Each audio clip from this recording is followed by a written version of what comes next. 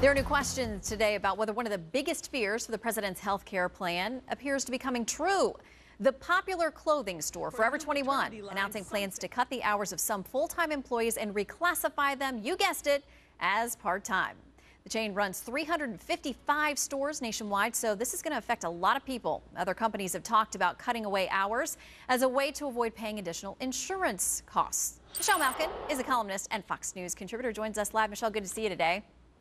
You too, Shannon. All right, this is interesting because in some of the reporting I've seen about this Forever 21, they go out and do the man on the street interviews, the local news crews, and people are upset. They say this is terrible, but they're not blaming President Obama or the health care law. They're mad at Forever 21.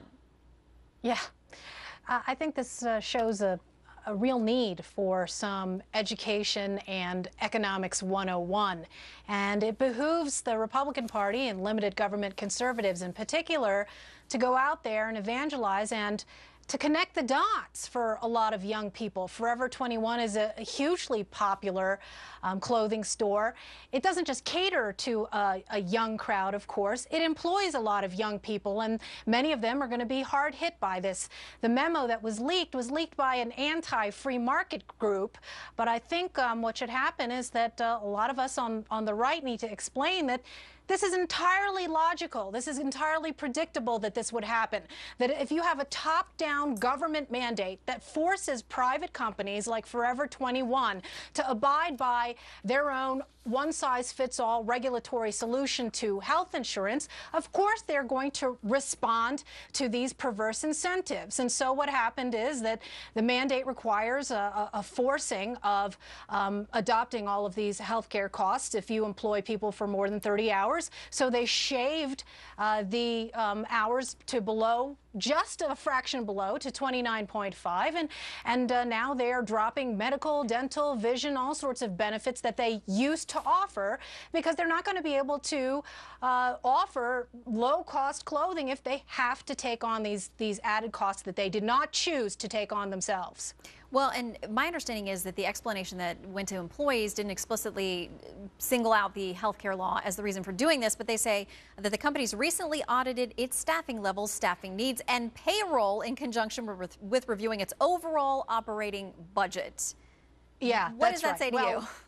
Well, it says to me that the intimidation campaign of this White House has worked rather effectively, because you'll recall that from the minute that Obamacare was put into place, you had HHS and Kathleen Sebelius using the power of government to threaten any private company that dared to voice any concern about the costs and what the consequences and impact it would be, not only on the way they operate their business, but on the way that they offer benefits to their full-time employees. And so we saw Darden restaurants and Papa John's and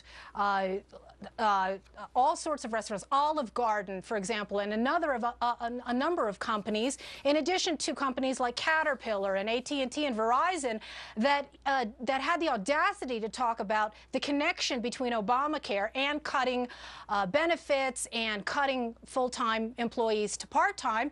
And what did the government do? Punish them, along with a lot of these left-wing campaigns that demonized them, called them greedy, and in some cases accused them of racism for acting rationally to these kinds of incentives and regulatory burdens. Yeah, so of course a company is going to deny that it has anything to do with Obamacare. Yeah, well, it's interesting that along with the ones you mentioned, there are also Subway, Regal Entertainment Group, the movie group. At what point is there enough, volume that the average person out there, whether they're informed inside, outside the Beltway, they care about the law, they don't care about the law, before they start to draw their own conclusions? Well, I think they're starting to. And at the beginning of this year, you had a lot of young people on Twitter, and we actually noticed this on Twitchy, talking about how their paychecks were getting smaller, their hours were being cut back, and they were starting to draw the connection between massive government mandates that were backfiring and what was happening in their own bank accounts, in their own workplaces, and in their own pocketbooks. And I understand that there's a huge push now on the part of the Republican Party to defund Obamacare. But there also has to be, in concert with that, more of an educational campaign to help these young people see that there are dire consequences to big government intrusions that don't do and don't promise and don't deliver what they say they're going to do. And this is why I think that examples like this with Forever 21 are teachable moments for erstwhile Obama supporters, especially among young people. All right, we'll see if they get the message. We report, they decide. Michelle, thank you very much. You bet. Take care.